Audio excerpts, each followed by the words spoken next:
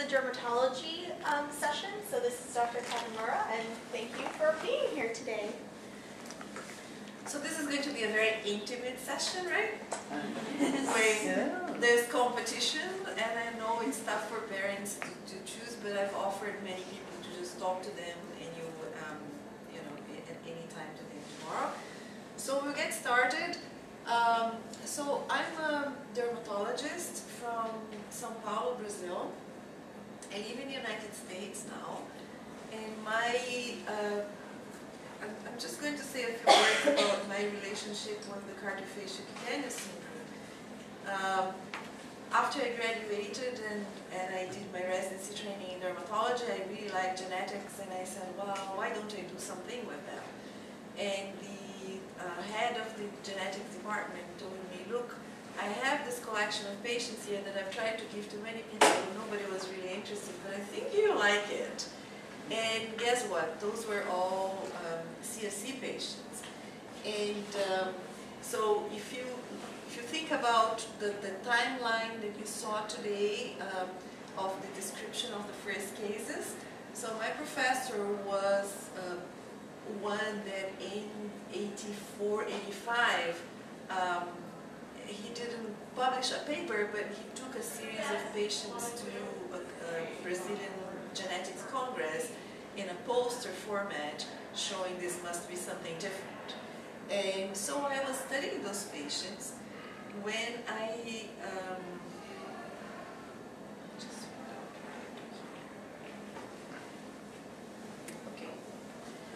and Professor Opitz, that is hiding here, was analyzing the patients with us in Brazil, and we visit there, and he said, yes, you know, there will be this meeting in Salt Lake City. And I said, well, I'm going there. And that was exactly around this time of the year, in the year 2000. I know because it's my birthday, and I spent my 35th birthday there. And so that's us, and time made a lot of change, not just for the developments in CFC, but all of us look a bit differently. So I'm here, Jackie Noonan is here, Dr. Opitz, Judith Allison, Dr. Neri, John Carey. And I have to say that Judith Allison, who's a major expert in Noonan syndrome, didn't really believe that CFC was something different before that day. And then left there saying, guys, I've changed my mind. It really is something different. So from that, we went to the lab.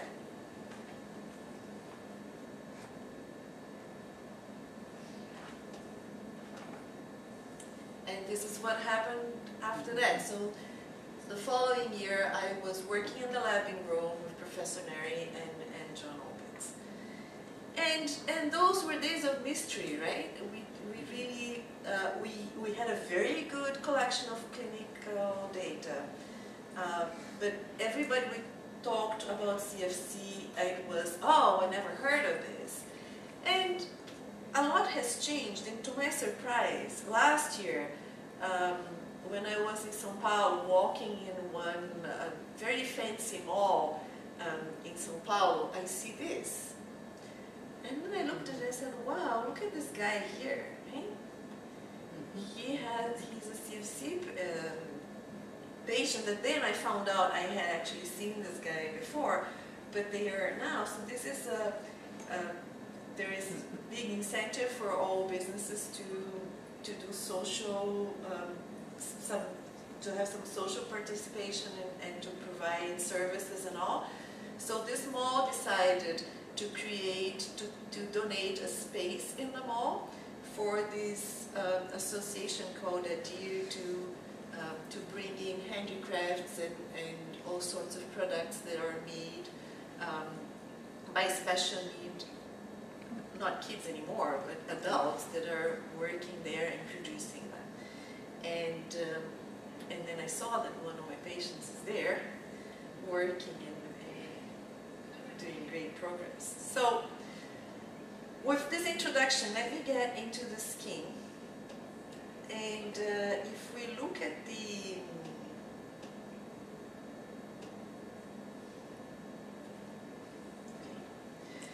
so if we look at descriptions of skin findings, and this is from a publication of mine in 2004, we'll see that there are lots of things that can be present. Some of them are very frequent, others less, but what we saw is that everybody will have one thing or another. Am I doing some silly thing here? Probably.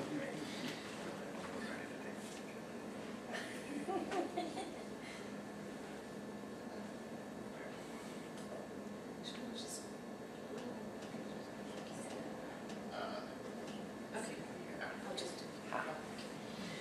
So, and starting with the hair, there are all sorts of different things that can happen in the hair. So what we see in the cardiofacial cutaneous syndrome is that there's nothing that is absolutely present in everybody. You always find percentages of heart problems, of seizures, of all sorts of symptoms, but if you consider the dermatologic findings, 100% of the patients will have something. And this data is actually from the patients that had been published to that point. So I hadn't examined most of the patients, but from the pictures I could believe that they really had all those things. And I'm not going to go to read all of this, but just trust me that we're going to touch all those points as we talk about them.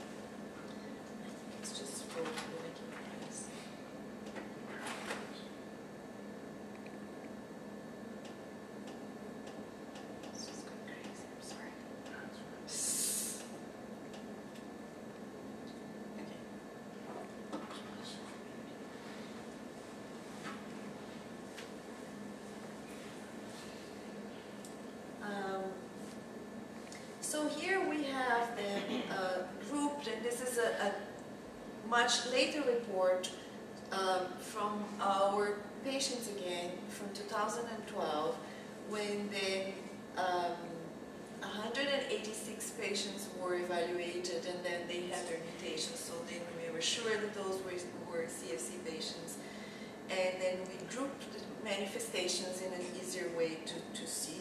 So alterations in the hair were found in 89% of patients, absence or sparse eyebrows in 80%. And this is very interesting because it was believed that CFC had to have no eyebrows, and we know that this is not true, that we do find some patients that have eyebrows. But in general, they don't. The eyebrows when present are very sparse.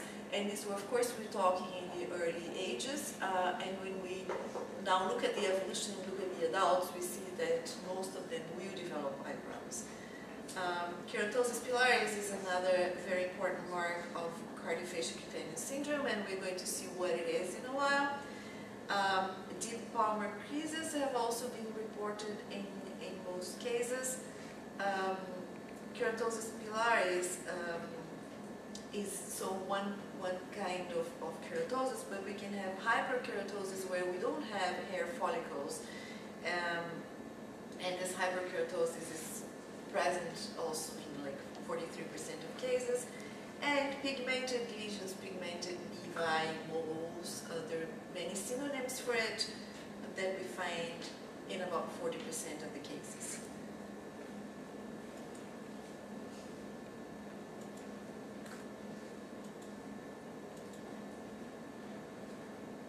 Okay, so now we are going to see what a normal hair follicle is supposed to look like and what we see in the cardiofacial cutaneous syndrome, and it's going to be easy to understand what happens. So because of all those things that you've heard today, of the miscommunication that happens when the information is sent to the cells of how much they're supposed to work, what they're supposed to produce, and there is this message sent in a different way. This is what, on the left side in black and white, is what we would expect in a normal skin. So the upper layer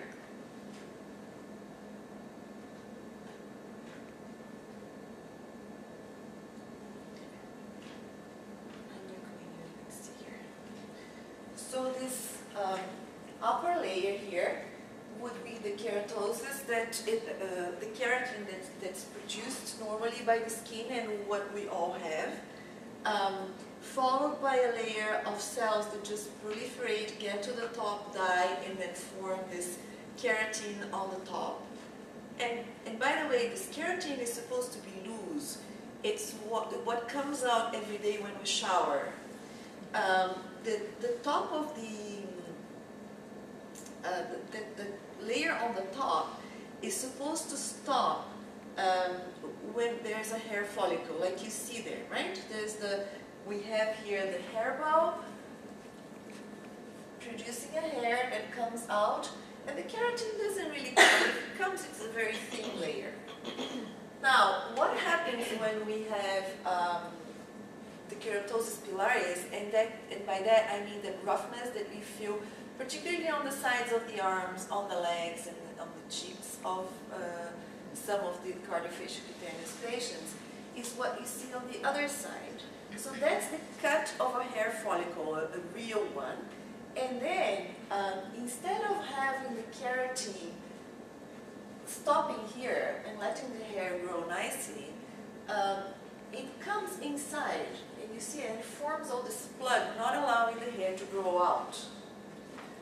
So if you actually can open any of those bumps, little bumps that you see, and it's easy to tell because when you look at them, it's where a hair would come out, right? And the bump exists because it's not coming out. So what we see in that situation is, of course, what you know very well. Now, sometimes it becomes red and a little inflamed around it. And why is that happening? It's the real fight for the hair to grow. So I saw many kids here that right now have redness in the eyebrows, and I said, well, this means that the hair is trying to grow. It doesn't really bother, shouldn't itch or hurt or anything, but it's just a sign that there is some activity there for the hair to come out. Sorry, I don't know. Run away. It's going by itself. Okay. Okay. So now we are going to move. So we saw what these hyperkeratosis around the hair follicle produces, right? Now we're going to see what it happens in the skin where there aren't hair follicles or there are less. So this is not, it's what we call this thickening of the keratin when it's not in the hair follicle. That's the hyperkeratosis. But we're going to look at the normal skin first. So again, it's the same story, right? We have here the upper layer of the skin that's called the epidermis. The dermis, that's this lighter area of the skin, and right on top, the pink is where, so the cells, they start, these cells of the epidermis, they start from this layer, they differentiate, they divide, grow, get to the top, die, and then you have the keratin that I said is this very loose layer of protein that scales, and when we shower comes out, and then you have the continuous production. Now, of course, this is also different in different parts of the body, right? So if you look at, and that's an average, what I put there. So if you get a piece of skin from your eyelid, it's going to have less than that. And if you get a piece of skin from your palms or soles, it's going to have a little more than that. But let's call it the average. Now, when you have hyperkeratosis,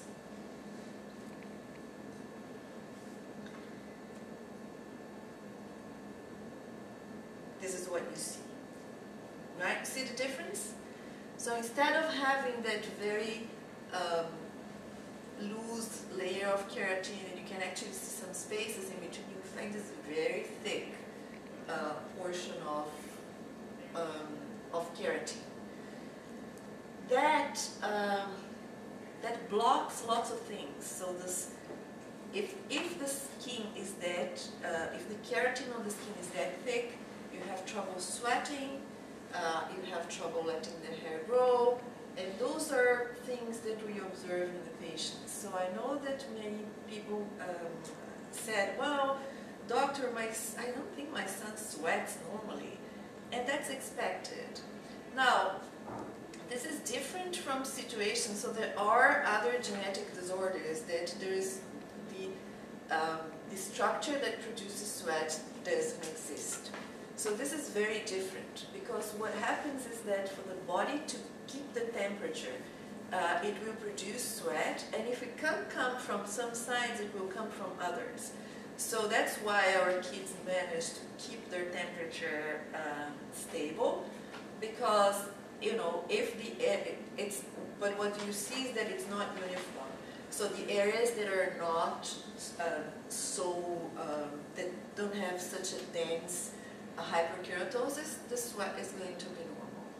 And that happens because even in general, it's the outer portions of the limbs that have more of the hyperkeratosis than the inside. I mean, if you look at any of the patients, you see that it's, and I have a good example here from the same kid that will come later. So that's another example of hyperkeratosis. That's what you can see, those very thick points on the knee. It's not, the knee normally has a skin with more keratin on top, but this is more, right, than expected. This is common to see in CFC kids. And looking at the knee,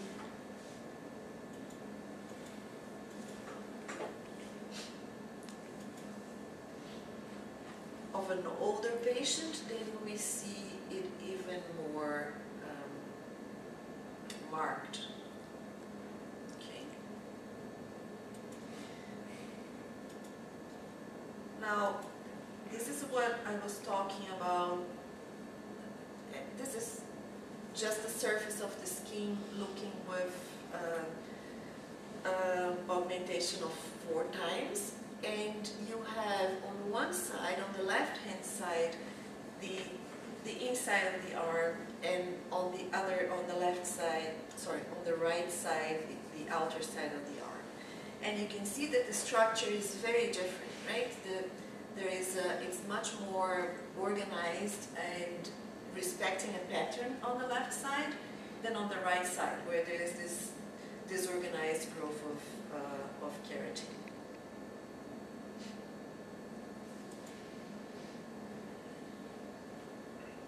When that happens on the palms and soles, then we have those yellow patches of hyperkeratosis, and this is relatively common. We see in many patients. Now, calluses will happen in everybody as a protection mechanism if there is enough pressure, right? So if you wear a pair of shoes that is not very comfortable, it will start with blister. The blister will then thicken if you continue wearing it, of course. And what's expected to find, don't know what I'm doing here. What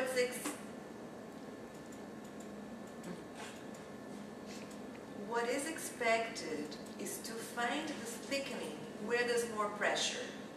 So when we step, and imagine this is a foot, the pressure goes on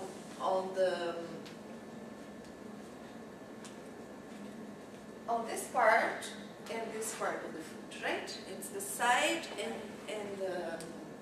this area just next to the toes. When we look at where these patches show up on the CFC kids, it doesn't really respect that. It can come anywhere.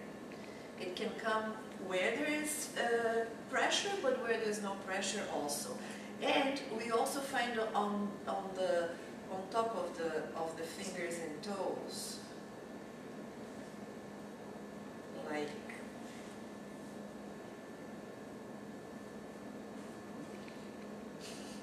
like this, right? So, is there an explanation for that? It's just disorganized. It grows. I don't think that there is any reason for it to be. We know that palm soles in this area where there is a normal big production of keratin, it can then have more, but it can be anywhere. Now, does that hurt? Sometimes it does. If it's on the feet where it's like stepping on a stone, right? So it can hurt. And we know that it's not really just related to pressure, because we find these lesions even in patients that don't walk. It's important to try to keep them, and I'm going to talk about what to do later, but just to mention that when those yellow patches are very big and thick, it's important to make it thinner, okay, as thin as possible, and try to keep it under control. It's not that you remove it once and it's not going to come back, and before we have a treatment or something that will be able to stop this hyperproduction, we will have to be fighting it constantly.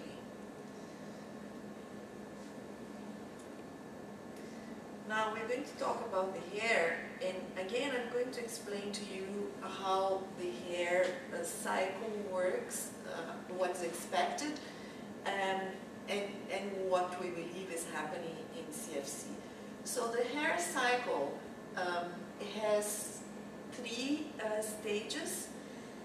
The hair starts in the anagen phase, and that lasts for years. So I'm looking at a single hair follicle. Now you have to imagine the amount of hair follicles we have in our body, not just, this is more about the scalp hair. So the hair grows and can grow depending on the area from 2 to 6 years, keeps growing about 1 centimeter a month. When it reaches the end of this anagen phase, it goes to another phase that the hair will stop its growth and will stay in this phase for about 1 to 2 weeks. And at this point, it stops the growth and it starts to detach. And then the last phase is when the hair falls, right? When we shower every day, some quantity of hair will come out from the hair, and that's normal. It's not that there's another one that's in this phase that's starting and it's growing, and that's why we keep the amount of hair we have in our head. And then, of course, after that, this follicle goes into resting period, and to then come back to the anagen phase.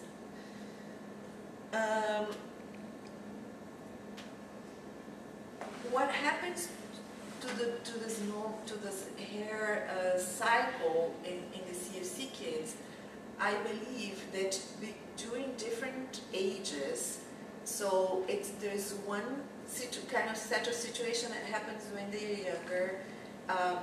And we know that all the description of the hair in the younger kids is what? Sparse hair, very curly hair, very slow growth, and then it comes to a stage between, I don't know, 5 to 8 years old, that then what happens is the opposite. Now the hair grows very fast, it straightens, and that's what we commonly hear from the families.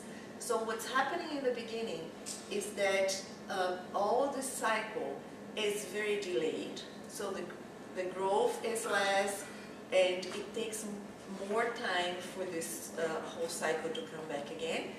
And it seems that when it comes to that age that there's a lot more hair and that the growth is fast, what's happening is that this whole process just starts to speed up, and we have it cycling a lot faster.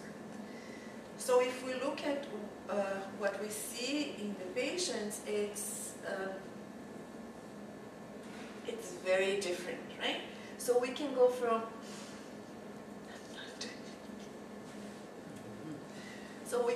sparse hair, and I know this family well, and I know that even the color of the hair is not the pattern of the family, to a lot of hair, to no hair. And the experience shows that when we look at all these different things in the first years of life, they all turned up having a very close to normal hair in the teenage years and adult life. Now we go into the pigmented lesions.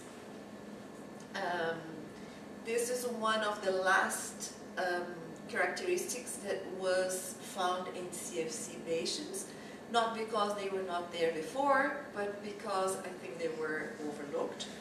And I don't know if the picture is good enough for you to see, but this patient has a numerous amount of pigmented lesions on the face and the rest of the body. Now, what does it mean to have too many of these pigmented lesions? What is the normal, right? So there are lots of answers to that question. How many can we have? So the American Academy of Dermatology says that it's okay for somebody to have 10 to 40 pigmented lesions in the body. The Brazilian Society of Dermatology says 25. And the Australian Academy of Dermatology says that you can have up to 50 at the age of 15, but in the adult life it's okay to have 100. Well, what I have to say is that it really doesn't matter, because when we look at one of these patients that have lots of pigmented lesions, they fulfill all of this, right? It's more than that. Sometimes you don't know where to start counting. And what does it mean? So we saw also today, when referring to BRAF as being a gene that's commonly found in melanoma, that the mutations that are found, the BRAF mutations that are found in melanoma are not the ones that are found in the CFC patients. But what I have to say is that going back to the structure of the skin, it matters where. So we know that any pigmented lesion has the potential of becoming a melanoma. Now, when is it more concerning or less concerning? It depends on where this pigment is. So if we look at the normal distribution of the skin, we have parts of the skin that are very, that we can call stable, or nothing much really happens because these structures are kind of fixed, which is all this area, which is called the dermis. So here we find vessels, we find muscles, we find structures that are not going to change. Whereas here, and I showed this before, this first layer of cells that start the epidermis has cells that are going to divide a lot to die at the top and form the keratin. So if we have pigment in an area that's quite stable, it's not that concerning because then there's not that much stimulation for the cells to grow fast and to become aggressive.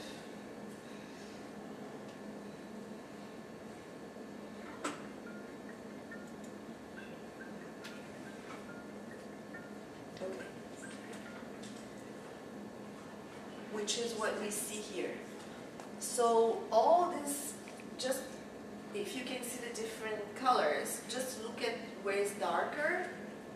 So all this area here, and it's darker because it has a lot of pigment in it. So that's a pigmented lesion that is located in this area that's stable. That's the area of the structures that don't change that much. So that's what we call a dermal Nevi, and for that, we know that the chance of having a malignant transformation there is very close to zero. However, we can have pigmented lesions located in areas where there's a lot of activity of division, and the transformation in that area to a malignant lesion is much more frequent.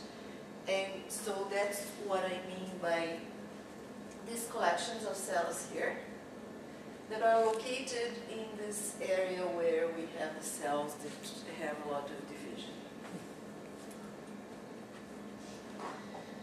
All of that to say that if you do have lots of pigmented, if you have pigmented lesions at all, it is important to follow up. So we know that our patients don't carry the very bad mutations that are found in melanoma, but the potential is always there. We have not, in all these years that we've been following CFC patients, we've never seen a malignant transformation of one of the pigmented lesions. But it's not to say that it cannot occur. It doesn't mean you have to be super worried about it, but it doesn't mean that you can forget about it. And when we talk about screening pigmented lesions, what doctors will be looking for is some change in behavior of that lesion. And what does that mean? It can be, so it's what we call the ABCD. So it's asymmetry, so there's more pigment growing in a not very organized way, so the lesion becomes asymmetric. The borders are not very clear. There are multiple colors. It's growing in size, so the diameter is bigger than a centimeter. All those lesions will always be looked more carefully. And the evolution, how the lesion is, if the lesion is changing. On top of that, the other thing that dermatologists will be concerned is the location of the lesion. So even if it's a good lesion in the sense of not having any of those factors, but is located in areas where there's friction or lots of different temperatures and things going on, it is more concerning. We know that the odds of having a malignant transformation are bigger, so it is reasonable to think of removing it. And what are those regions? So palms, soles, the genital area, and areas where there's friction. So where there's a bra or some other, sometimes professionally, for professional use, that the person rubs the skin frequently, or any other reason that there will be friction in the area. So with that, we will go to consequences of dry skin, which is something else that we see in CFC. And it is not so common to see very bad eczema in the CFC population, but it is found, and it's described in some patients as a consequence of the dry skin. So the dry skin, and I have on the side just the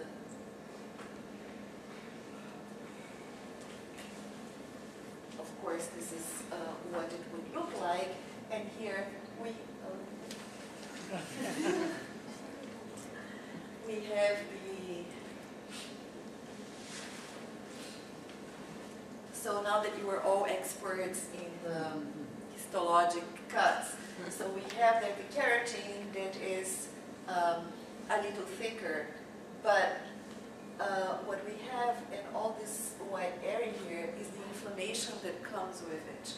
So the skin is more sensitive, becomes more sensitive.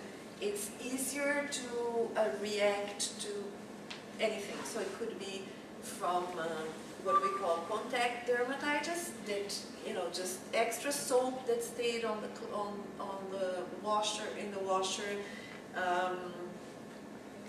reaction to foods, to liquid that comes from fruit is very common. There are all sorts. It's just the skin that becomes more sensitive to other things.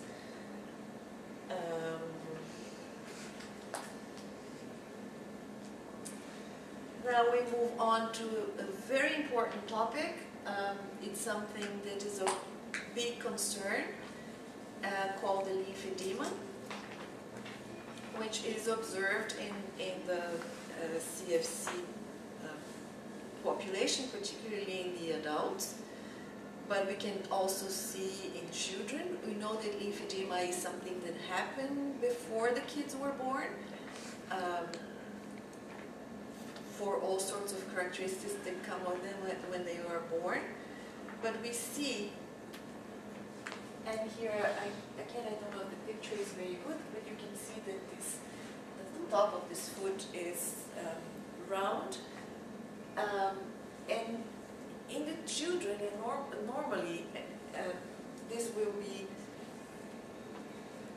easy to just massage and remove. You can compress it.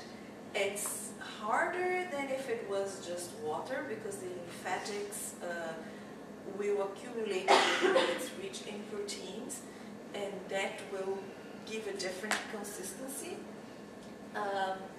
When the child is a little older, what you see is a deformity in the feet and limbs that you can observe here. Of course, there's deformity, but here also the leg doesn't have the shape that you would expect coming down. It's more like straight down. And as the lymphedema really gets established, changes in the skin will happen. So the skin will become thicker and darker, and the lymphedema becomes less removable. It becomes very hard. So when you talk about the hard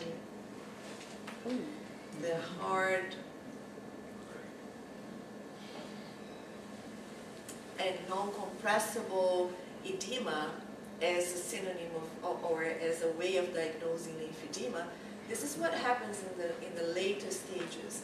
But if you look at the children and you find signs like the other slide that I showed, that is lymphedema starting. We don't really know much about why lymphedema happens in the CFC population. There are some theories, but nothing we're studying yet, but there's nothing really very consistent for us to understand the whole mechanism of it. What we know is that it creates a situation that's very easy to spread an infection. So in kids that are in adults or in CFC patients that have lymphedema, what we have to do is be really careful about making sure that there is no infection, that the nails are perfectly fine, no fungal infection. If anything, starts to treat promptly so that we don't have a spread of an infection.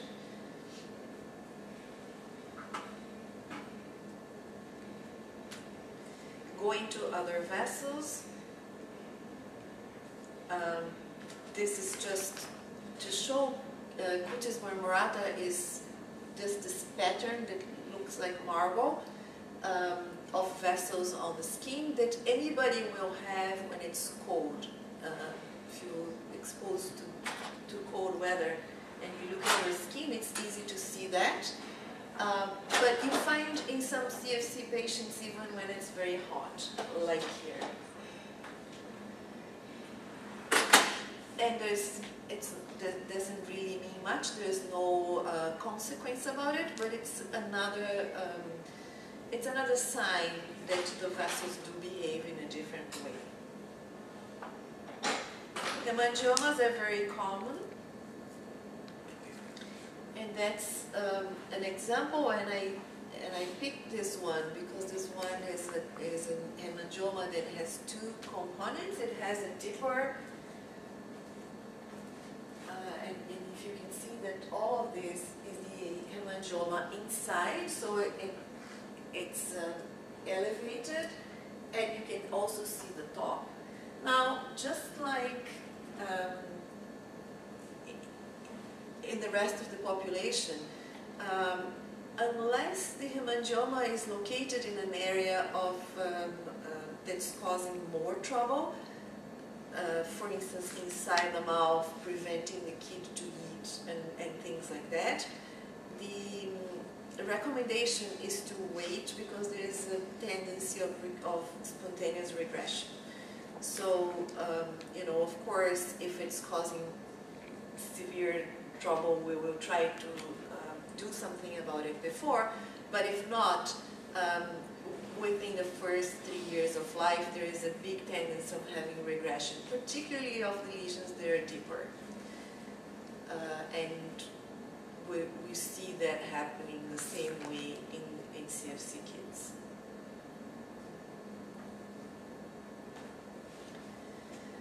Now, what are the recommendations that I would want to leave here today? So, number one, the management of dryness and itching is very important, easy to do. It's applying moisturizers, there's no need to buy specific things. What we need is to add more oil to the skin. That can be done in the forms of lotions, creams, or oils, depending on how severe it is, and what time of the year it is, and what part of the skin it is.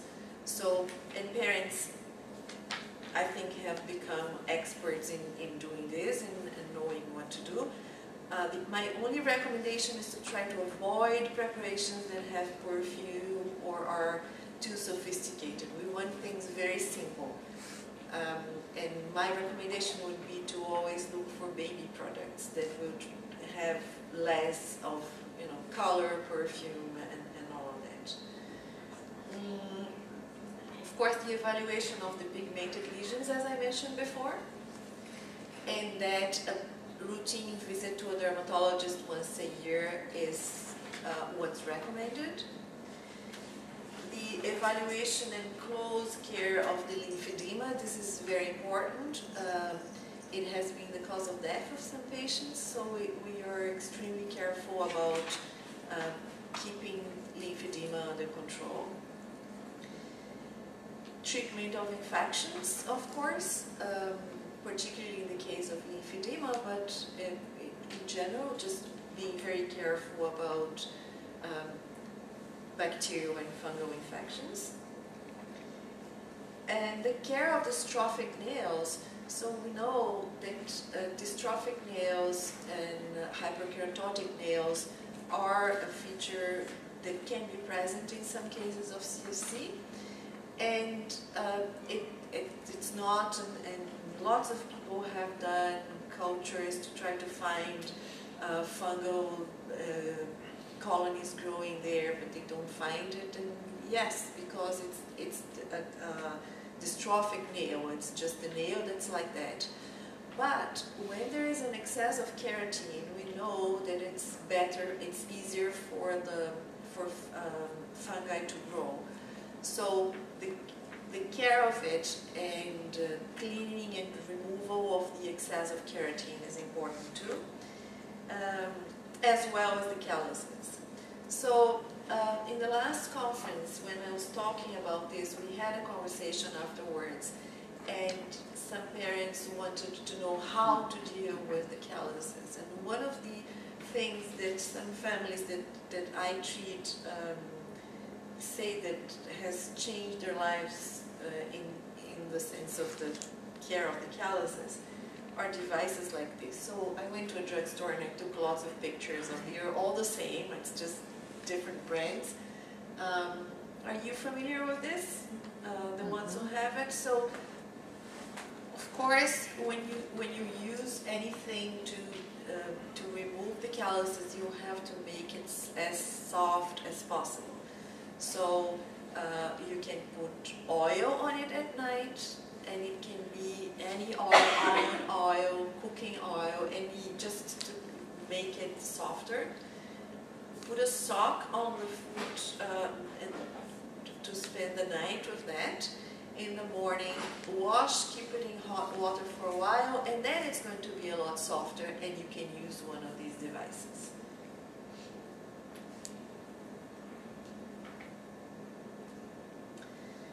And then I just want to end this conversation. We're going to have time to talk afterwards, but I did want to say something to you.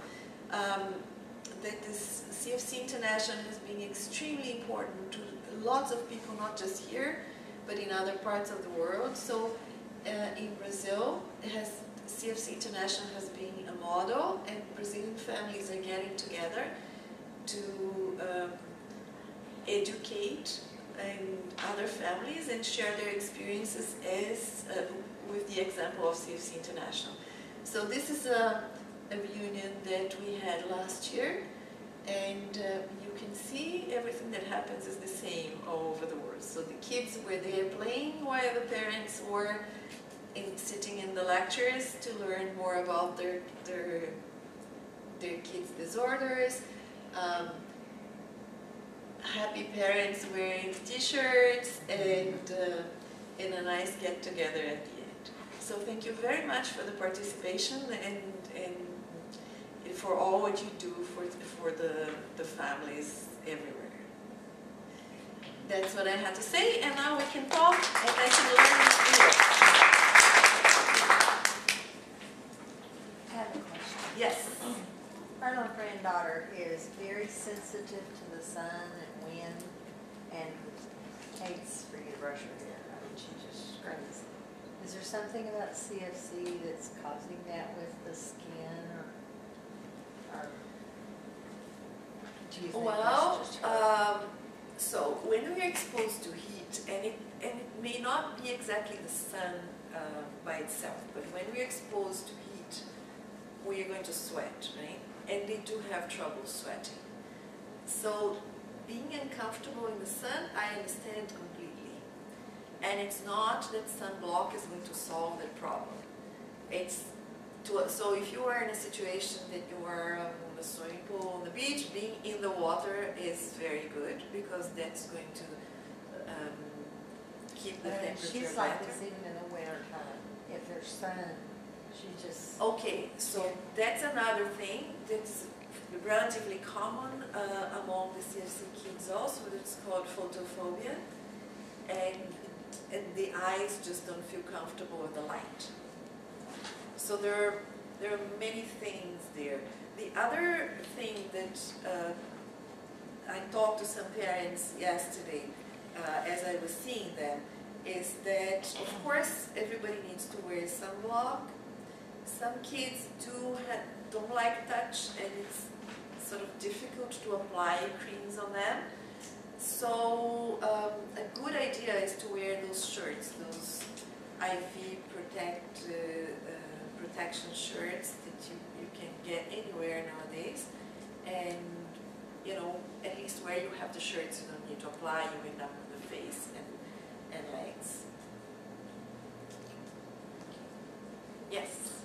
Yes, my daughter here is 21, and she sweats a lot. Her forehead and even at the back of her, you can notice that she's sweating a lot, and when she's exposed to the heat, and the rest of the body is cool, except the head and the back of her. The other question that I have is regarding the, you answered that about the dry skin that she also has, I mean, every now and then. And the third one is about the moles. When can we notice that, or maybe trigger us, I mean, to go to see a specialist in terms of the size of the moles, the color, and or what else can we notice, I mean, to alert us to see a specialist? Well, that's not easy. But what I showed you is what the doctor is going to look for. Okay. But I can show you, and actually coming coming to the conference in the plane, I was playing with a new app that has quizzes and then shows the lesion, and then and you can try to make some guesses on the lesion. This is for dermatologists, right? So you can make some guesses, and then it shows what you see when you use the dermatoscope, which is, you know, the lenses that the dermatologist uses, in that has a 4-time increase of the lesion, and then there you can get more results, and then I mean you get more clues, but that you wouldn't have. That would be the dermatologist. And let me tell you, from the first, they had very good cases there. If it was for me to give an opinion on the first one, I think I would miss half of them. It's only when you have the view of the dermatoscope that you can say, okay, this seems this or that I could finalize the diagnosis. So what it's to do, it's to visit a dermatologist once a year. The progression of the lesions is fast, but not, you know, within a year, you could still say you caught it early and have it removed if there is a problem. There is one thing else that I wanted to say that has, I've noticed in the last 6 months, is the amount of patients coming to us and saying, oh, we went to the doctor and they say that we have this atypical this or that, right? And the atypical of whatever, and this could be a Coxsackie infection, which is, Coxsackie is a virus that normally children in the first years of life get in touch, and they will have this reaction on the mouth, hands, and feet. There's a fever and blisters, right? Now, blisters will happen right underneath in the very superficial, blisters for this reason will happen in a very superficial area of the skin, where in the CFC kids, you have a very thick layer of keratin. So what happens? We know that in general those blisters don't last long because they're very superficial and they go away. But in the CFC patients, you have those blisters that become bigger, and then, so it's not that it's atypical, it's what happens when you have that in the skin that hyperkeratotic. So don't freak out when you see something. Things are all the same. I also, one of the parents here showed me a picture of a mosquito bite that became a big blister. Well, every time you have a mosquito bite, you do have a blister that sometimes is tiny and so superficial that the first time you scratch it goes away. Now, if the skin is very thick If it's like on the knee, one of those knees that with very thick skin, this blister will become this big because it's not going to rupture easily. But there's nothing wrong, it's just a mosquito bite. Kind of in relation to the mosquito bite we were talking about. So I'm like the nanny for an 11-year-old old girl named Aubrey, and she often gets like mosquito bites or like scratches, just anything playing being outside, and she almost like compulsively like scratches them or like irritates them, and it always leads to scars. So I'm wondering if like you have any insight on like compulsive skin picking behavior, also like how to get rid of scars that happen from that. Yeah. Well, there isn't much to do. What you can do in a situation that it's itching is use those formulations that are supposed to be calming for the skin. Yeah. But the story is that because, and I can understand why it can itch more and last longer, it's because of the structure of the skin, just like I said before. But it doesn't mean that the scar left is going to be worse. It can be bigger. I'm talking about one of those now brown marks that you have after you have the redness and the itching. It can be bigger because the lesion can become bigger, but it's not necessarily going to be deeper. And if you have a permanent scar, then the lesion is deeper. So when you have to, and you know, it's uncomfortable, and I can see why they go and scratch it. So what you can do is try to use ice in the beginning is something that helps. Just like anything, like she'll like pick off the scab and then pick off the next scab, the next one, until there's just a huge scar. Well, if you keep doing that, of course, and then what you have to do, and if they cannot understand that they shouldn't do it and they can stop themselves, what you have to do is just cover the area. And the scarring would be kind of like more severe than regular skin, or would like derm marks? Shouldn't be. Of course, if you keep removing the scab and making it, and then you can easily get it infected, and then it becomes a much bigger thing. But one of the things you can do is cover. If you cannot cover, the other thing you can do is preventing the damage from doing something with the hands. So some of them say, oh, it's at night that they scratch. What you can do is keep the nails very short so that you're not really going to hurt that much, and even put a sock on the head at night to sleep to try to keep it. Yes? What about like you'll have like a breakout where it almost looks like a hive, but it'll go away. So like one day he can wake up and have like the hives all over his legs. And when I say hives, you see the color, like the red patches all over his legs. And he'll have them on his arms. But then they'll go away. But it won't be like a complete bump. It's just the color of like a hive. And he won't have it every day.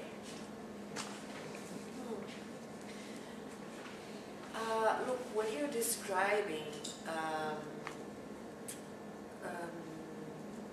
sounds like an allergic reaction that can happen to anybody for any reason. I don't think that would be particularly related with cardiophagic cutaneous syndrome. Okay. I mean, because it's just And it'll do just his arms and his legs. Because it. And nothing changes yet. We didn't change the detergent. Really clear. You know, nothing has changed. I mean, he says it doesn't itch anything, but when I tell you it's doesn't so itch. bright, it doesn't itch. It's so bright to where other people point it out, you know, like, and I guess that's what brought it to my attention, you know, the most was even the school. They'll call one of your bring to the doctor, because some of us even check the box, but it's not. It's just, I mean, literally just a red patch that'll, you know, the color lines, because it doesn't bubble up or anything like it would be a hive. It's just the color appears really dark, and then it'll fade back into like his regular skin, like after a day or so. I don't know if it's blood coming